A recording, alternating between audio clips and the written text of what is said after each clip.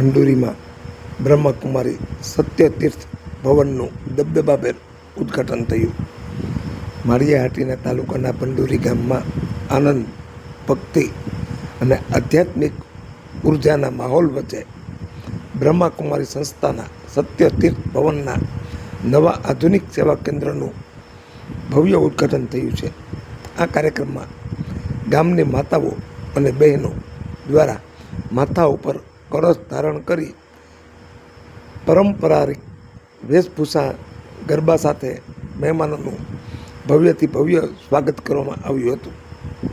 આ પ્રસંગે માળિયા માંગરોળના ધારાસભ્ય શ્રી ભગવાનજીભાઈ કરગઠિયા, બ્રહ્માકુમારી સેન્ટરના મુખ્ય વક્તા ડૉક્ટર દામિનીબેન, ભંડોરી ગામના સરપંચ ગોપાલભાઈ પટેલ, બ્રહ્માકુમારી કેશોદ સેવા કેન્દ્રના મુખ્ય સંચાલિકા બ્રહ્માકુમારી રૂપાબેન, માળિયાહાટીના ચેમ્બર ઓફ કોમર્સના પ્રમુખ મહેન્દ્રભાઈ ગાંધી,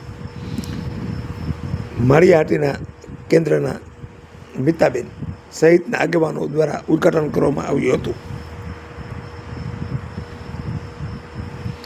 અત્રે ઉલ્લેખનીય છે કે સત્ય તીર્થના નવા ભવનના ઉદ્ઘાટન સાથે જ બ્રહ્માકુમારી ભંડોરી સેવા કેન્દ્રના 25 વર્ષ પૂરા થતાં સિલ્વર જ્યુબિલી પણ ખૂબ જ ખુશીના માહોલમાં સત્યતીર્થ ભવનના મેડિટેશન હોલમાં કેક કટિંગ કરી ખૂબ જ ધામધૂમથી ઉજવવામાં આવેલ હતા. આ પ્રસંગે મુખ્ય વક્તા બ્રહ્માકુમારી ડૉક્ટર દામિનીબેન પોતાના મધુર સ્વરમાં ભાવપૂર્ણ ગીતો દ્વારા પરમપિતા પરમાત્મા શિવનો સંદેશો આપ્યો હતો અને તેમના સંગીતમય પ્રસ્તુતિએ સમગ્ર સભાને ભાવ વિભોર બનાવી દીધા હતા. ધારાસભ્ય ભગવાનજીભાઈ કરગઠિયાએ જણાવ્યું હતું કે લોકોએ પોતાની આધ્યાત્મિક ઉન્નતિ માટે બધાએ રોજ 1 કલાક બ્રહ્માકુમારી સેન્ટરના સેવા કેન્દ્રમાં જ્ઞાનનો લાભ અવશ્ય લેવો જોઈએ.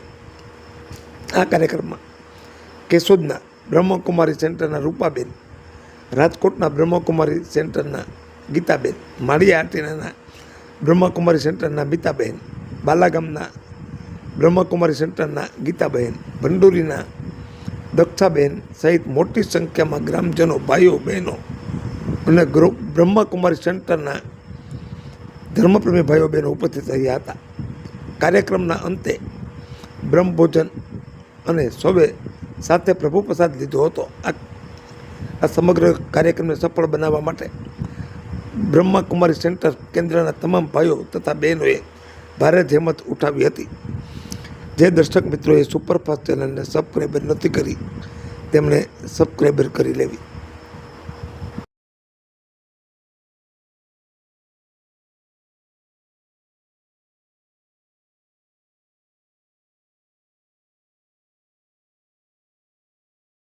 માટે પણ આ કેન્દ્રોની મુલાકાત લેવી જોઈએ. આપણને માનસિક શાંતિ તો જોઈએ ને, કે દરરોજ પૈસો પૈસો પૈસો પૈસો એ નથી પરમેશ્વર. પરમેશ્વરને આપણે, ભગવાનને આપણે મળવું તો 1 કલાક આપણે આપવી જોઈએ. ભલે 1 કલાક સમય ન હોય તો અડધી કલાક પણ આત્મા શું છે, પરમાત્મા શું છે. નહીતર તો જો આવી ધાર્મિક સંસ્થાઓ નહીં હોય ને તો 10 વર્ષ પછી આપણે ઇતિહાસ ભૂલી જવાના છે. રામ કોણ હતા, કૃષ્ણ કોણ હતા, શિવ કોણ છે, આ મોબાઈલ યુગમાં બધું ભૂલાઈ જવાનું છે. એને જાગૃતિ કરવાનું કામ આવી આપણી ધાર્મિક સંસ્થાઓ કરતી હોય. આ તો આખું વિશ્વવ્યાપી છે. વિશ્વમાં પણ અનેક દેશોમાં આવા કેન્દ્રો ચાલી રહ્યા છે. અને ખાસ કરીને માધવપુર, જે મારું ગામ વતન છે, ત્યાં કેન્દ્રની 25-30 વર્ષ પહેલા શરૂઆત દુર્લભભાઈ ભડિયાર દ્વારા અમે ત્યાં શરૂઆત કરી હતી. અને મેળામાં 5-5 દિવસ સુધી પ્રદર્શન કરતા અને લોકોમાં એક ધાર્મિક ભાવના જાગે, ભગવાન પ્રત્યેની લાગણી આપણા અંદર ઉત્પન્ન થાય, એના માટેના આ પ્રયાસો છે. પછી તો મારો બહુ વિષય નથી, વધારે કંઈ નહીં કહું. મને આજે બોલાવીને અહીંયા સ્ટેજ ઉપર બેસાડવા એ બદલ આયોજકોનો આભાર, તમામ બ્રહ્માકુમારી બહેનોનો પણ આભાર. અસ્તુ ભારત માતા કી જય, વંદે માતરમ. ઓમ